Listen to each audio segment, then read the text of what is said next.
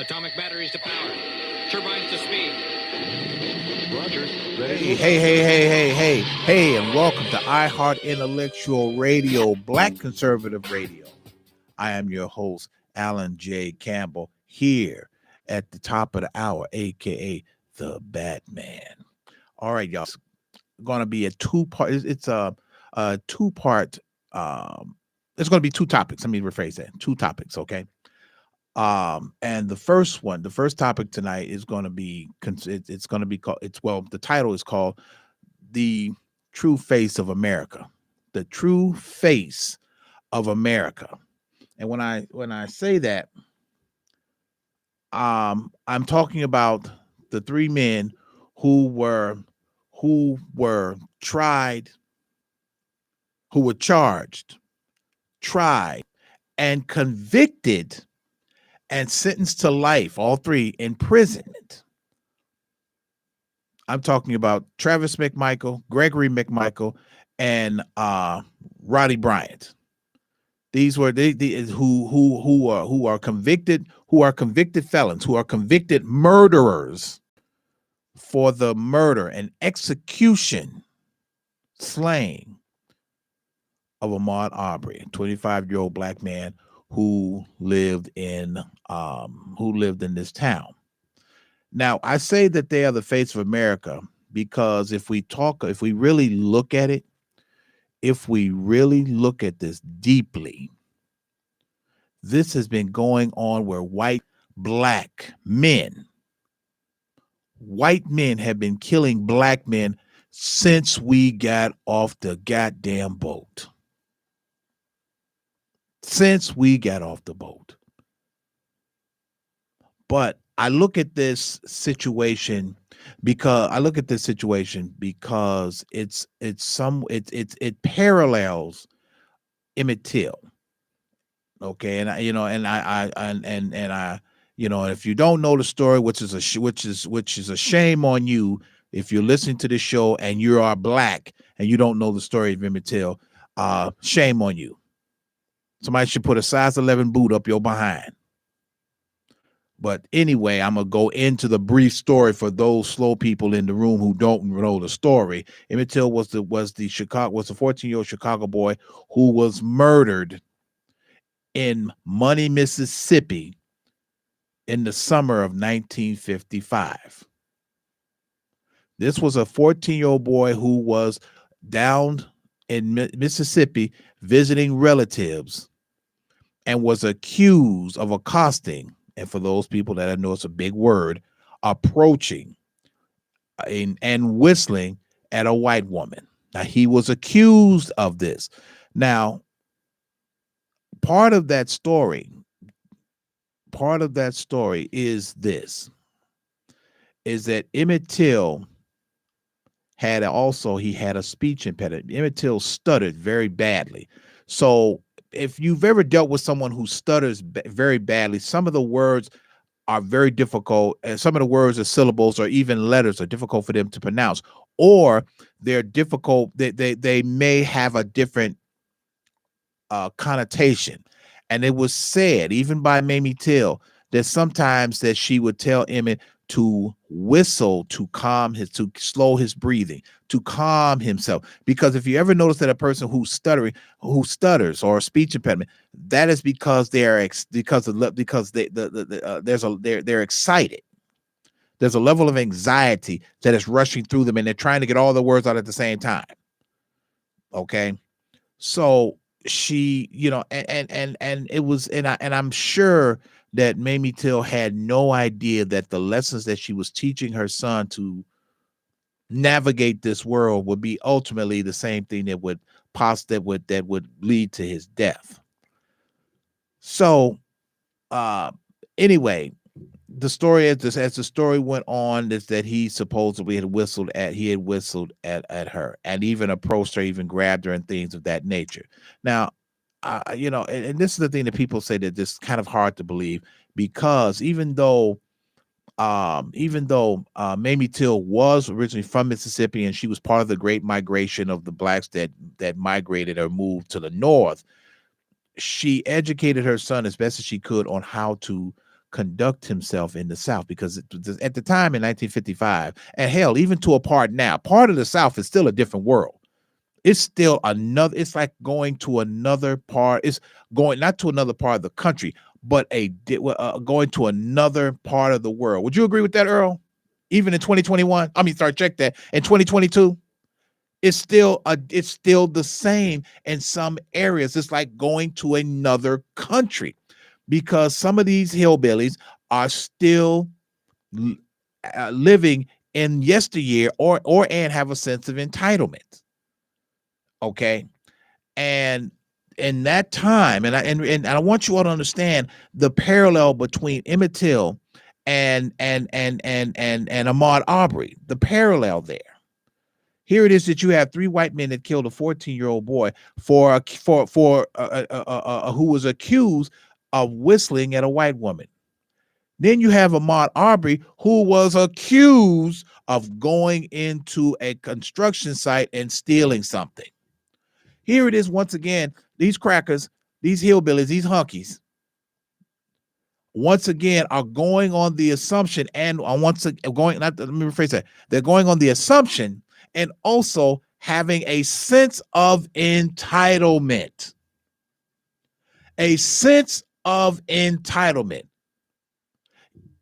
If and before I get too far into the show, I'm gonna let you all know that the phone lines are open right now. If you have a comment, you want to chime in, please, by all means, do so here at the studio. 708-223-8953. That's 708-223-8953.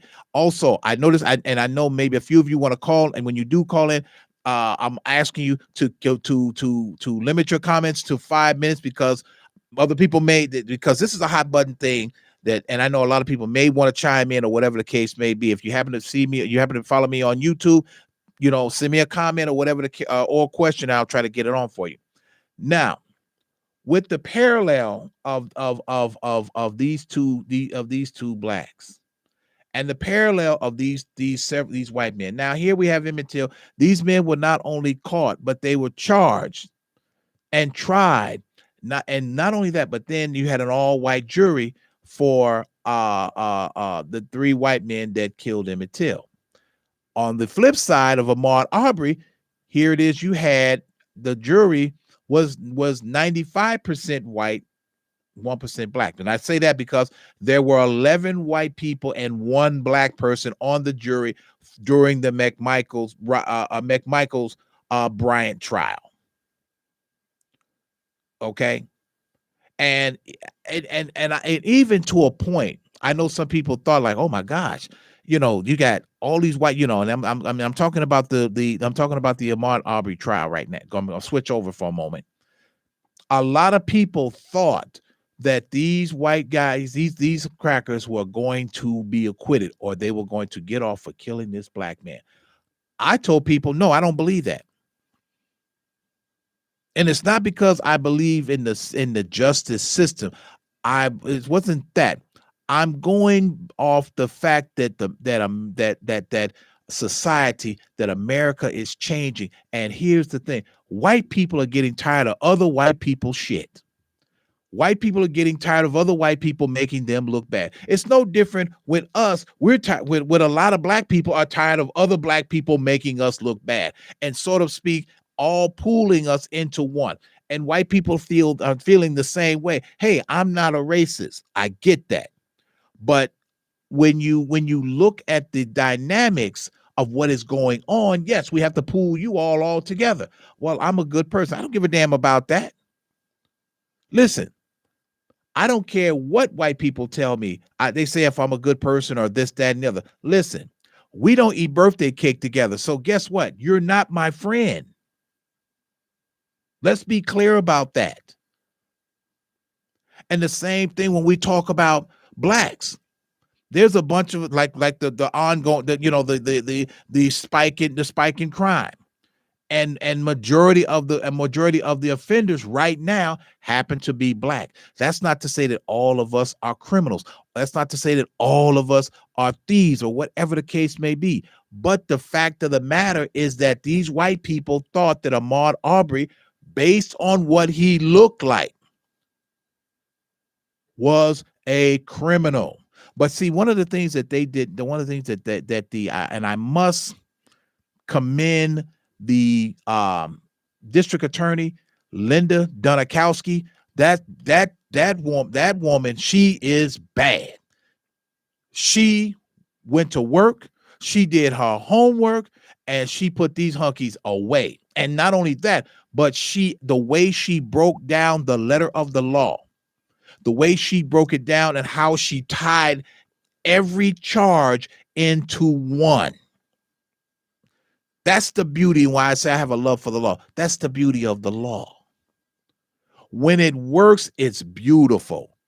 And this is one of the times to where, for myself, we actually got to see justice being served. We actually got to see the system work in the way that it was designed for all people, not just white people.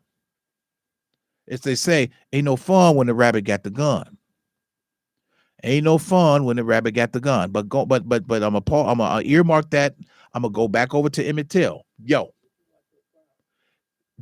did I watch the trial? Yes, I did. Yes.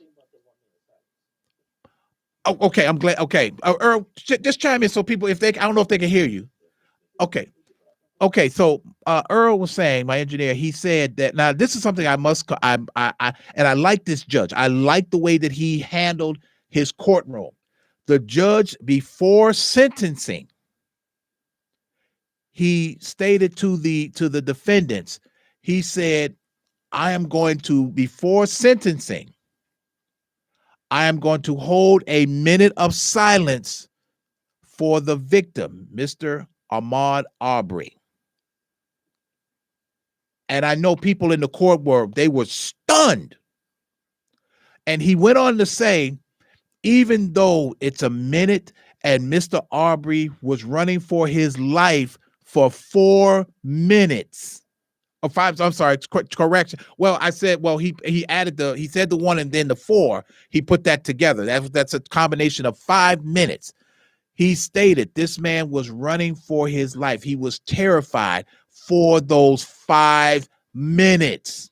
He said he can't begin to imagine what was going through his mind but to get away. But I'm going to hold a minute of silence for him. And he did. He paused everything in his courtroom, with the exception of a couple of idiots clicking cameras and typing. And he was, and make no mistake, the judge was not too happy about that. When he stated a minute of silence, that means stop what the hell you are doing.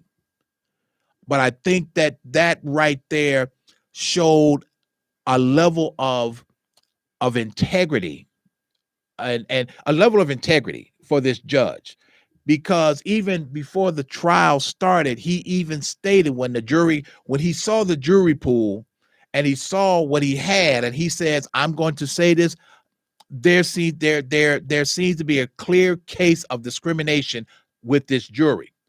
But because I'm powerless to change that, we have to proceed on. Now, he handled that very, very well. This is a guy that sooner or later, you're going to look up and you'll see this guy's going to wind up being a federal judge in Georgia. This is a guy, because now he's actually handled a case and dealt with this case of civil rights. This is the kind of judges that you want sitting in your most powerful positions. You want these type of judges sitting at the federal level, because they can get things done. And then they've seen firsthand on what is going on. That's why I said, people, the title is The Face of America. And these 3 men are the actual faces of America. This is what America really looks like towards blacks, Hispanics, any Asians, anyone who is not white. That's what it looks like. Towards Native Americans. This is what it looked. Those 3 men are exactly, if you want to know what America looks like, look at these 3 guys. Look at them. That's what America looks like. That is the actual America, not the Statue of Liberty, because that's not the correct. That's not it. That is not it. And just to just to kind of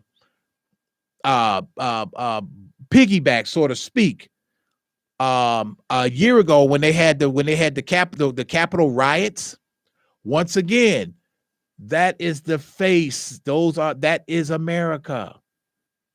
But I'm gonna get into that. I have a take on that, and I'll get into that a little bit later in the show. But these guys are the faces of America.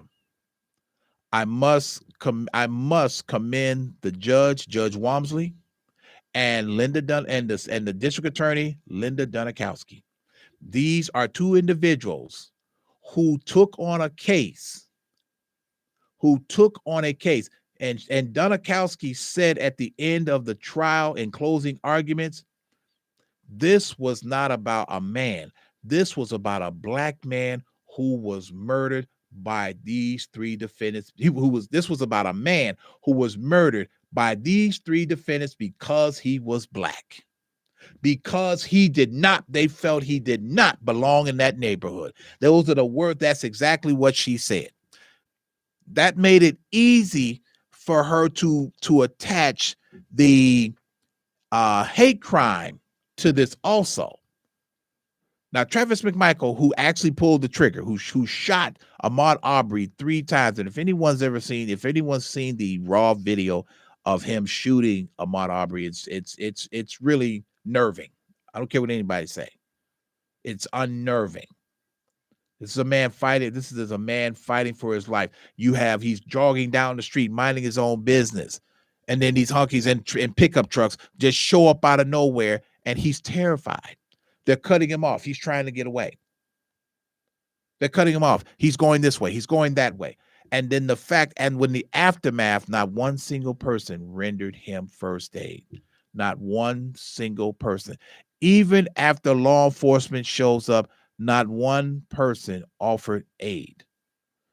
But as we were saying before we went on the air, now here's the other thing about white people. Sometimes white people will boast about their crimes after the fact. Now, pause there. The murderers for Emmett Till did exactly the same thing. They mentioned it, but then after they were acquitted, they admitted to killing Emmett Till. They admitted to what they had done to him. They had beat him. They split his head with an axe, shot him through the head, drug him, and then tied a cotton gin. They tied a cotton gin fan attached to barbed wire around his neck and tossed him into the Tallahatchie River, to where when Mamie Till saw him, he was completely unrecognizable. Those 3 white men that killed him, that is the face of America. You fast forward to another 70 years, another 70 years, another 60, 70 years. Once again, those 3 men are the act. That is what America is. It is white people feeling a sense of entitlement and can do what they want and feel that they can get away with it. And these 3 white men almost got away with it. And I always say, you know what, you all, almost only counts in horseshoes and hand grenades. They almost got away with it. But let me tell you how they got caught.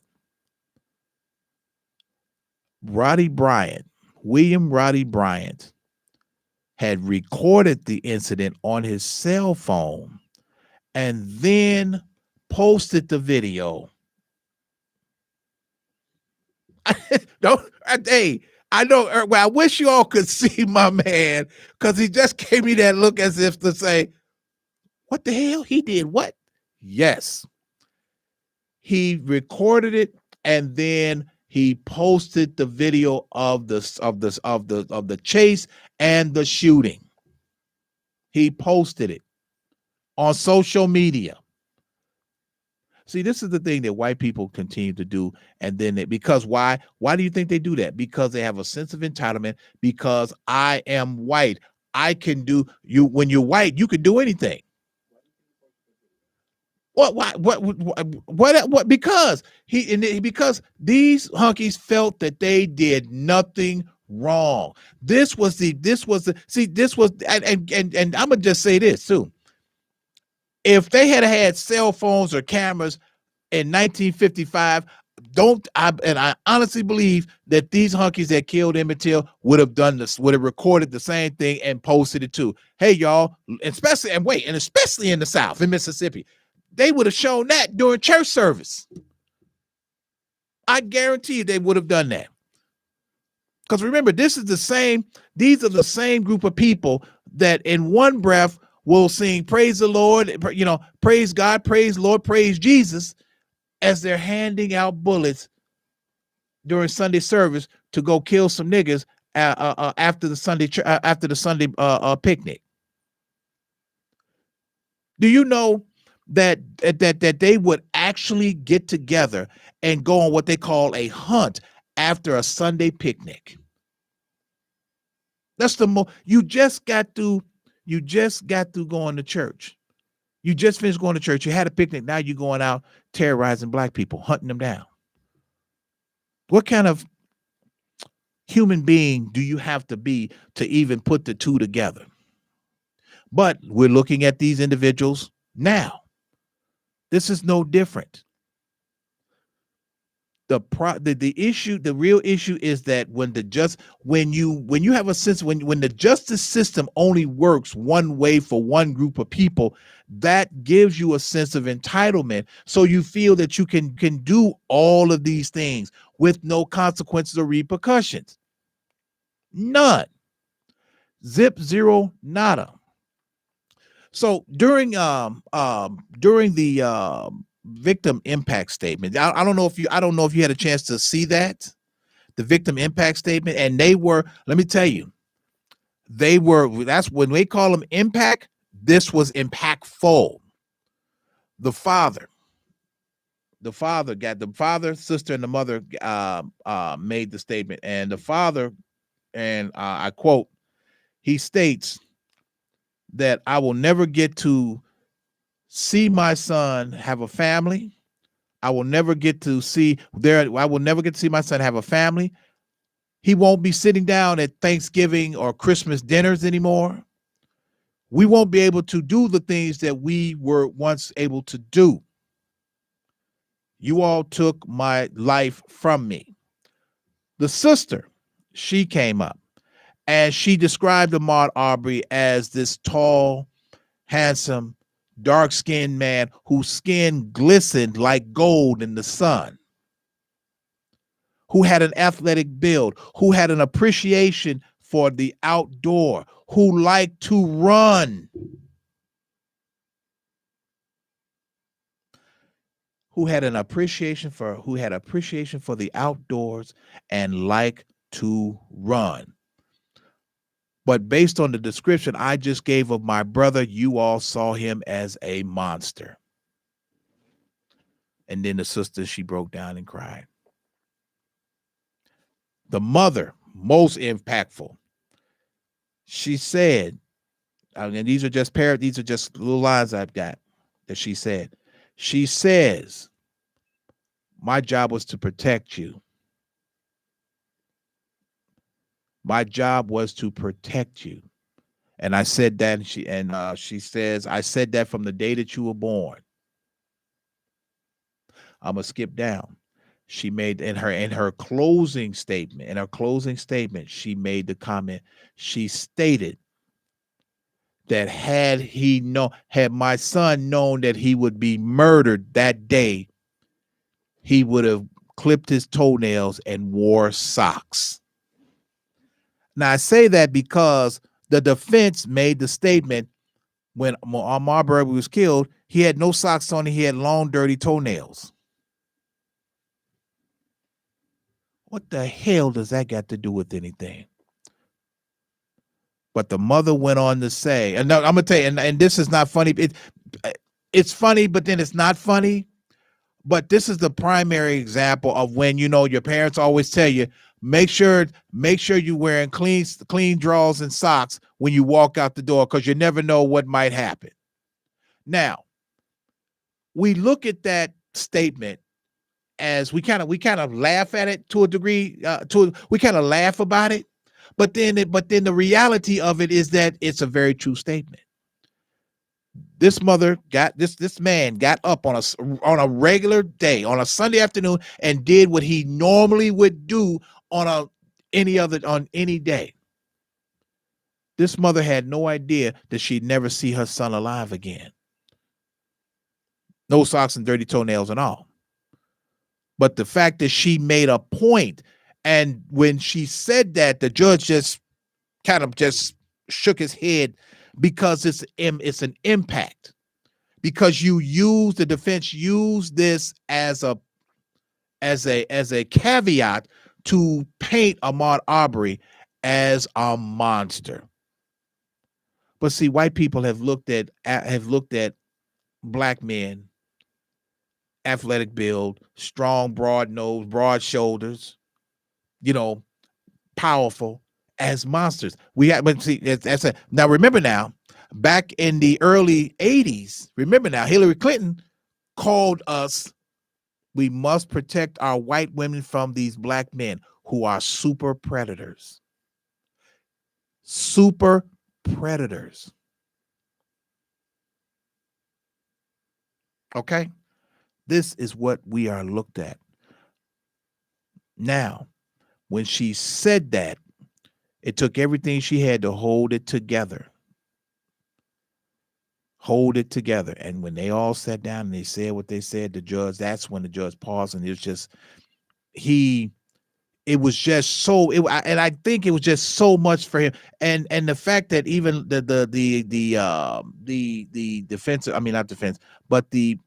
district attorney, she could see the distress on the judge's face, and she went on to say, she doing closing argument, she says, Your Honor, that I know you've overlooked, you've overseen hundreds of cases, but to a point to where these individuals sit in such defiant, and as if they did nothing wrong, is beyond me. And the way Linda Dunikowski broke it down and made it clear, even citing case law, they broke the law and they violated his civil rights on every aspect. The fact that these two, now I'm gonna give you a couple of caveats. Let me give you a couple of good points for the McMichaels while we're at it. The defense attorney in their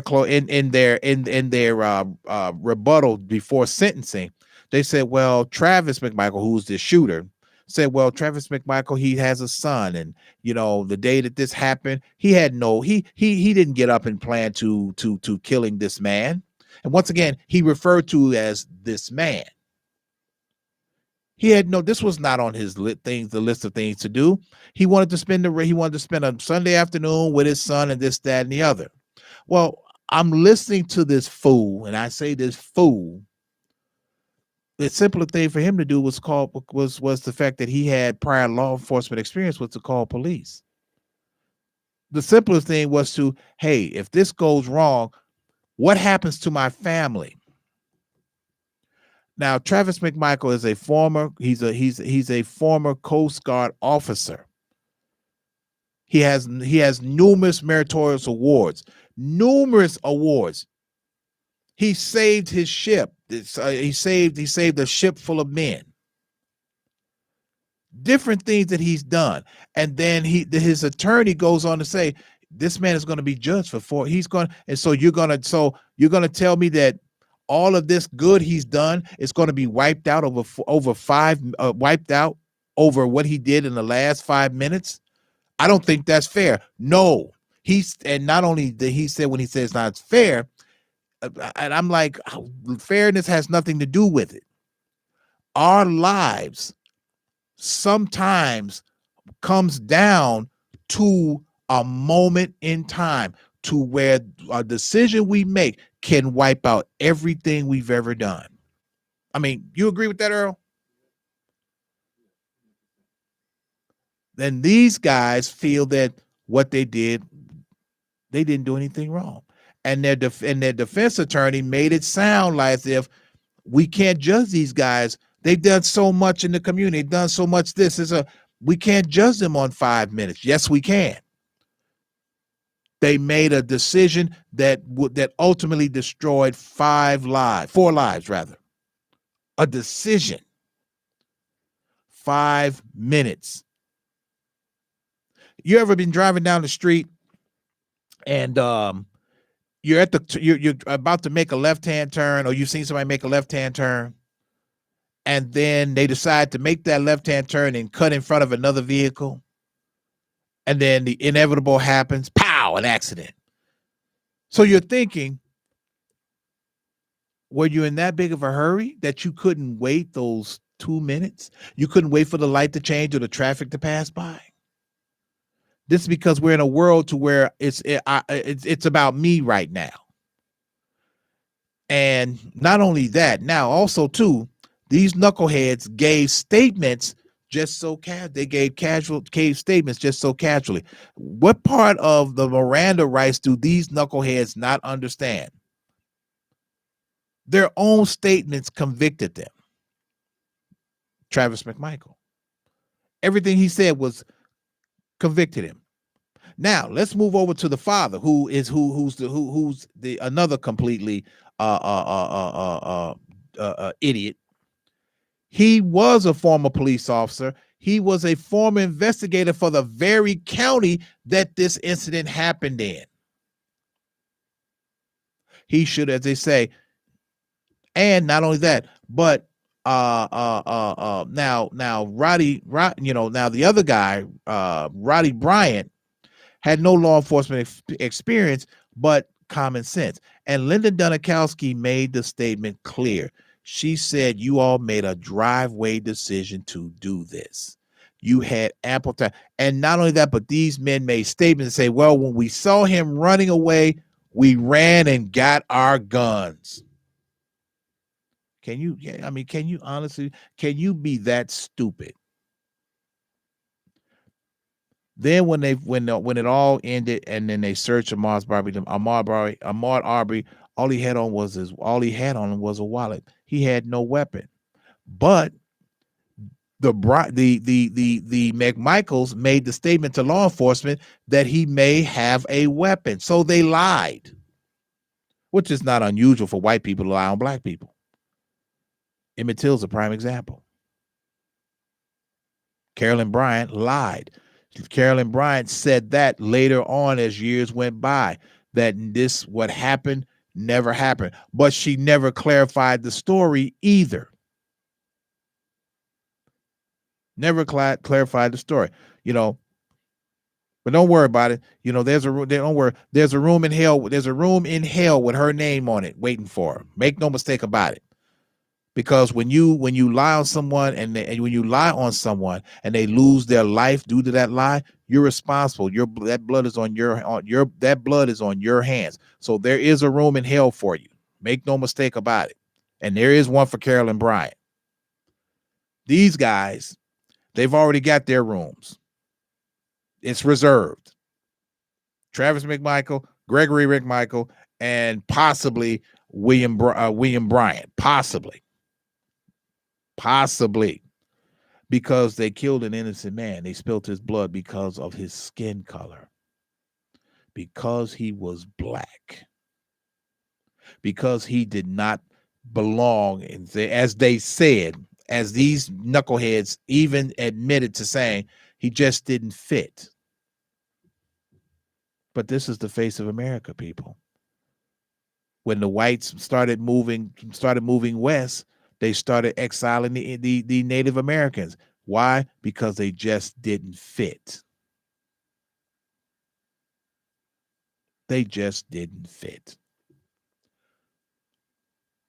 So upon sentencing, this is what they got. As you probably already know. And some things, and sometimes I had to break it down for people. Here's the thing. And when they got slammed, the thing that really was not surprising to me. I don't know if you saw this part, Earl. The thing that was not surprising is that during sentencing, in most cases, when a person is being sentenced, normally you stand up. Normally, okay. Travis McMichael stayed seated during. Right? No. Travis is the son. Gregory is the father. So Travis McMichael stayed seated during the entire sentencing when he was getting his time. And not one single time did you could see any type of remorse in his face or his eyes. Gregory McMichael stayed seated while the judge was handing the time. William Bryant stood up. And even to that point, the judge stated, he said, now I'm going to separate the McMichaels. I'm going to separate Mr. Bryant from the McMichaels, because the judge he's seen things like this before. There's no way that he can. And not only that, but I don't want this to slip by, but I'm gonna tell you all, see why these hunkies felt entitled, because they had done this before and they never got caught. They've done this before. These hunkies have done, and not only that, I'm gonna tell you why. Because they had admitted to chasing other black people in the area. Linda Dunikowski brought that up during the trial. She brought that up during the sentencing. She said there were white people that wandered through the construction site, but you didn't chase them. The only ones that you chased were all black. All black. The McMichaels had admitted to law enforcement that they had done this before. They had done this before. See, that's why they felt so comfortable, because we've done this before.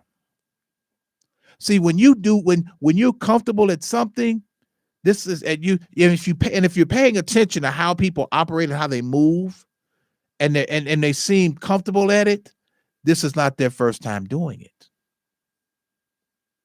And they have done it before. This time they got caught and someone lost their life. Well, what do you mean? Well, that's to be, and I'm gonna just stick with the facts. I'm going on the fact that they had admitted that they had chased people before. Oh no, I don't think they're gonna admit that, but but at the same time, I can't put something on them that I'm not completely sure of. So these guys, when they were doing the census, and Williams and Brian stood up, and he understood. Brian was the only one that actually showed some sense of remorse. He even went on to say during the interview with law enforcement that he kind of regretted this situation unfolding the way it did. He kind of regretted that even getting involved with this chase. That's a sense of remorse, because he had no idea that this man would be killed. But they're gonna hang you from the same rope as the other two, because he didn't do anything to alter the course either. His words were, even his own statement is, did you all get it? His own statement, did you all get him? But going back to Brian and the sentencing, the judge stated that I'm going to separate this one, because he gave the McMichaels life without, keyword life, without parole, plus 20 to run consecutively. Now, when he said that, now I know people, they ask the question, okay, what's the difference between consecutive and concurrent? Meaning that if he had said 20 plus life plus 20, but they're to run concurrent, that means that they would have to do 20 years before they would even be considered, before then they would even come up on the docket for parole. But the fact that they're not going to get it, they will never be considered. So it's almost like we were joking about it and say, okay, well, these mofos gotta die. They gotta die and then come back and do 10 years. That's exactly how it's unfolding. And he gave them both the same sentencing. But with Bryant, he separated. He said, I'm going to give you life, give you life plus 20. Give you life with parole plus 20. Now, how that works is very simply. But he went on to say that, but I'm going to suspend that sentence, the 20 years, not the life. You're getting life because you have been convicted of felony murder. And in the state of Georgia, felony murder is an automatic life sentence. It's automatic. There's no plea deal or anything, no way around that. But he suspended the 20 years. So roughly, this other guy, William Bryant has to do 30 years before he comes up for parole. He's 52 years old. So do the math. 52 plus 30. Do the math. He's going to be 80 something if he ever comes out. If he comes out. Gregory McMichael is going to die in prison. He's 57 years old. Travis McMichael, so either or. Because when he comes out, he's going to be almost 60. If he comes out, he's going to be 60. No. I said if. But these two are going to wind up dying in prison. Wind up dying. Because no chance. This didn't say no chance. No, the judge issued the order, no parole. And these two guys, the father and son, they sat there, not stoned. They sat there, just completely sat there, as if. And even Dunikowski said that they still in their mind feel that they've done nothing wrong. Well, I'm gonna tell you something. When the doors close on the booty house, maybe it might kick in. Oh, by the way, they're not these two, the father and son, they're going to wind up going to different prisons. They're going behind the wall. They're going to two different prisons. Yeah, they're not going to the same prison. No. Two family members, most instances, family members, when they're sentenced like that, they don't go to the same facility. One is going to go someplace else, and another one's they're going to wind up either. Oh shucks.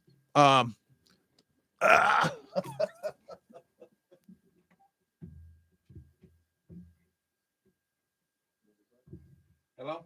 Yeah, hey, welcome to the show. And who do I have on the phone? Where you calling from? This is Jay from Georgia. All right. Go ahead. So I wanted to chime in real quick, and I wanted to kind of really put some perspective on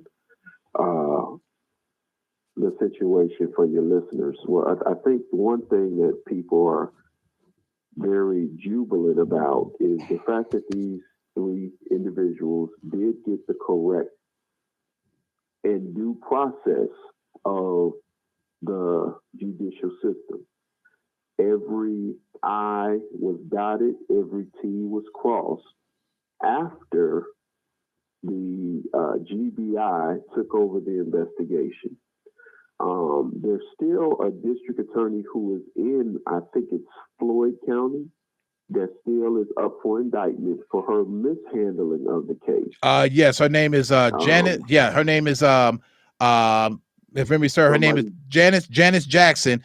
Janice Jackson was the supervisor for Gregory McMichael, who, by the way, after the incident, after the killing, Gregory McMichael called Janice, left her a voicemail and saying, and I quote, "Hey, me and my son have been involved in a shooting. I need some advice. Call me right away." Wow. Well, that's not surprising. Oh no. This is what I want for your listeners to pay attention to. There is a clause within the Constitution that every white male has a duty to enforce. If you look at the term in the Constitution that talks about Second Amendment rights and owners' rights, you have to understand that rite of passage, that birthright, is literally married with the term well-regulated militia. Right, it sure is. See, our problem as Black people or as people of color, whatever you want to call yourself this week, is you don't understand the coded language that's always floating around you. And because you don't know the coded language, you keep getting caught up on this emotionalism. Okay? The reason why Travis and the other gentleman and the third guy, I'll just call him Brody Dummy, the Three Stooges, if you will. The Three Stooges, right. The reason why these men felt the entitlement to do what they did was specifically because of the handshaking entitlement or the handshaking birthright that they have as free white gentlemen within the confines of the United States of America. Okay? Let's be very clear. They felt that it was their duty to protect and to enforce the law as they saw fit within the confines of what is called a well-regulated militia. That's why they had no fear. That's why they had no apprehension. That's why they had no, and even to this day, you're correct. They have no concept or no bearing as to what they did wrong, because according to their indoctrination, according to their birthright within America, they were well within their rights to what did they do? These were white men who were protecting their community and who felt that this Black kid, this Black boy, whatever the case was, he was a threat. He was a perceived threat. Whether that threat was correct or not, whether that threat was accurate or not, he was perceived as a threat. And those gentlemen acting under the guise of a well-regulated militia formed and joined a band to suppress what they thought was an attack on their sovereign community. And not only that, because Janice Jackson, she was not only relieved of her duties, but she was arrested and indicted for violation of oath of office, violating the oath of office. That is correct. The biggest thing. Now, something, and it was something else too that was attached to that. Something else. I can't. It escapes me right offhand. But the fact. This I remember. She even gave law enforcement the local and county that the key word, her words were, the McMichaels are not to be arrested or detained or charged. Mm-hmm. She said this. The McMichaels and the other gentlemen are not to be arrested, detained, or charged. What is that? Why does that tell you? Why does that tell you? So let me just read some of the wording of the Second Amendment. The Second Amendment says a well-regulated militia being necessary to the security of a free state, the right of the people to keep and bear arms shall not be infringed. Infringed, right. And that this in itself is their entire justification for what they did and why they did it. And until we understand the coded language that is within that, because again, it was given by that premise of the Second Amendment. That Second Amendment was then expanded so that all white male citizens who owned slaves or not, were required by law to do what is called a community patrol. Yes. To look out for lost or runaway slaves. So this is again coded language that was then expanded for the use of a police state to do what? Regulate Negroes. That is correct. So until we understand the coded language, don't come at me about, oh, well, it's just white people. That's part of it, but you're missing the whole point. See, the reason why they have power is because they have specifically felt and they have secured within their very language their own get out of jail free card. So I don't blame them. At this point, I blame us. When you have people like Al Sharpton, when you have people like Jackson, when you have people like Come Catcher Harris, when you have people like even Barack Obama and people like Eric Holder, who's another jackass.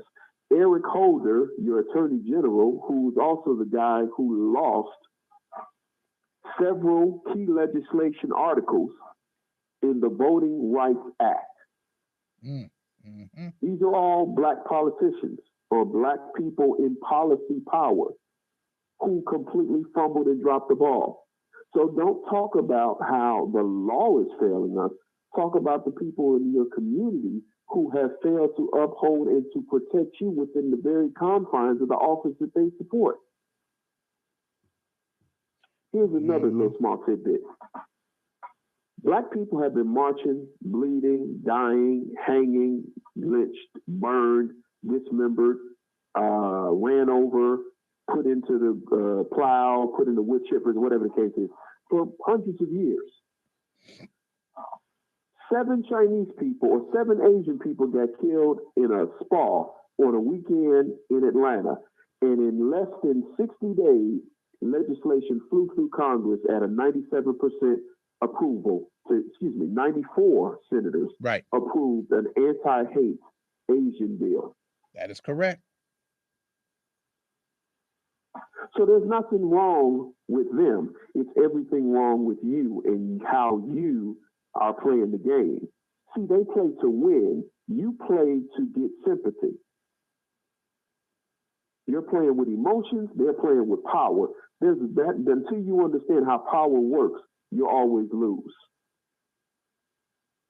They got a bit of permanent legislation that was signed off by 94 of 100 senators in less than 60 days.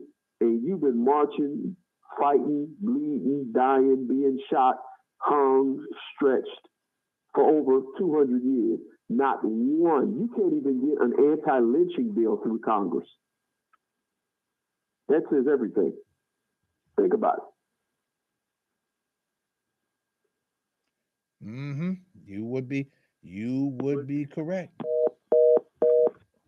I thank you very much, Georgia. Thank you very, very much. Very much.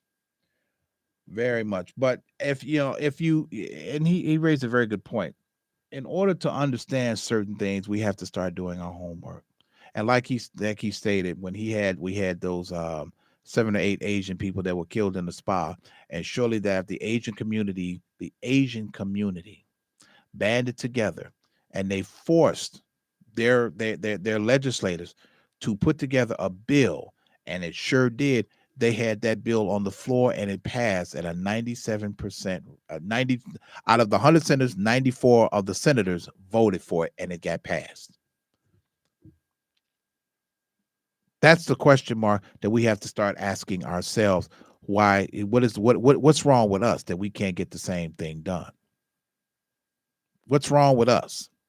What is wrong with us? Truthfully. But I'm actually, with this verdict, not verdict, check that, with the time that we were getting, and I knew that they, and doing my research and doing my homework also in the letter of the law, and understanding, and each state has its own statutes, but looking at what I knew they were going to get, There was nothing else that that judge could do but sentence all three of these individuals to life, with the understanding that one did show some sense of remorse and compassion, which is why he was given what he was given. So it is what it is. It's going to be what it's going to be. That's what it boils down to. This is what it looks like. And with that being said, so I'm gonna just tell and I'm just gonna kind of sidebar. I know I haven't mentioned anything about the riot that had the July 6th riot that happened last year. I'm gonna be totally honest. That's just, see, once again, to me, I look at it as, how does that affect it? White people have been doing stupid stuff like that forever and a day, and white people going up and destroying government buildings is nothing new or surprising to me. It isn't. This was something that I foresaw going to happen anyway, because this is once again, as I said before, you have to start paying attention. The face of America. This is the face of America. When them hunkies stormed the Capitol the way that they did, I was just sitting there watching. I had a soda, I had a soda and a bag of popcorn in my hand, watching the show and laughing. I'm looking at these. I'm like, look at these people go up there. That is absolutely something to see. It is absolutely hilarious. It really, to me, it was hilarious. So now they want to have this, this kumbaya, come to Jesus moment on the anniversary, and then not only that, but then they're spending money and time trying to see if we can indict people, put people in jail for this incident. Listen, I'm gonna tell you something. Truth be told, and this is and truth be told, anybody that knows me knows this. I don't bite my tongue. I don't sugarcoat shit. But with that being said, sometimes, if you want to call it an insurrection, so be it. But you know what? Sometimes, in order to achieve peace, war is necessary. In order to achieve peace, war is necessary. And I know some people will disagree, but yes, it is. You have to, first of all, you have to understand the context of what you're trying to accomplish. You have to understand, because we're never going to get anywhere with the words and kumbaya and hot water cornbread and red beans and rice. We're not going to get there. We have to be of action. We have to be of action. The same way that those agents pulled together to get what they wanted, this is the things that we need to be doing. The same way them hunkies stormed the Capitol to get attention to what they were no longer going to tolerate. It's the same thing. Everybody does it. Everybody does it, because at the end of the day, what them hunkies did out there in Washington did not affect me. It did not put any food on my table. It did not take any money out of my pocket. It did not interrupt my children from growing. It did not interrupt my children from growing up, or my grandchildren. And truth be told, I slept well that night. Because why? If it does not affect me, I'm not going to worry about it. These are white people out there acting a damn fool, or as they say, a cotton picking fool. And this ain't, and trust me, I actually, truth be told, I actually thought they were going to have a repeat. I actually thought they were going to have another insurrection on January 6th of this year. I really was expecting them to try to do it again.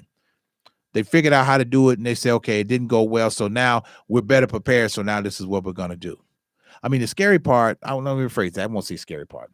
The part that's really that's not surprising or mind-boggling is that you actually had undercover senators that were part of that. You had police officers that were part of that. You had military that were part of that. You had people from different walks of life that were in high positions that were part of that insurrection. What does that? I want y'all to think about that. I want you to think hard and long about that. Why do you think certain people who you would never imagine would be part of that? Because my opinion is that people are actually tired of certain things and no change. We're hearing all this talk from these two knuckleheads, Dummy and Joe Dummy and Kamala Dummy Part 2. We're hearing all of this, and people are sick of it. They are sick of it. I mean, you put these two together, they're like, they're like hand puppets with, they're like puppets. Somebody that stuck their hand up their ass and just moving their mouths. That's it. Here's the thing, if you look at this, Kamala Harris has not had one single meeting with a foreign dignitary since she's been in office. Why? Because no one wants to meet with her. No one wants to meet with her. One of the first things that a vice president is supposed to do when taking office is that they're supposed to meet with their foreign counterparts, such as she should meet with the the British Prime Minister. Hasn't happened. And this is supposed to be your allies. No one wants to meet with her because they don't take her seriously. And truth be told, she's a joke. And then you got Sleepy Joe. This is another hot mess. A hot mess. And neither one of these individuals, if they really want to do something, neither one of these individuals said anything concerning this verdict, let alone the verdict or the sentencing. I have no problem with the sentencing, none whatsoever. Now, if you're going to administer justice and sentencing, it has to be equal across the board. You can't have two people. You can't have a black guy and a white guy, and they both get caught for coke. They both get caught with cocaine, and the black guy gets a Buck Rogers time, while the white kid gets school time. How's that supposed to work? How is that supposed to work? You still have these two people who are in government.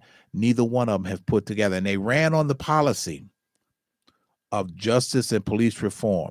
There's not one single bill on the floor or up for debate for prison reform, justice reform, or police reform. Not one bill. But this is what they ran on. I want y'all to think about that.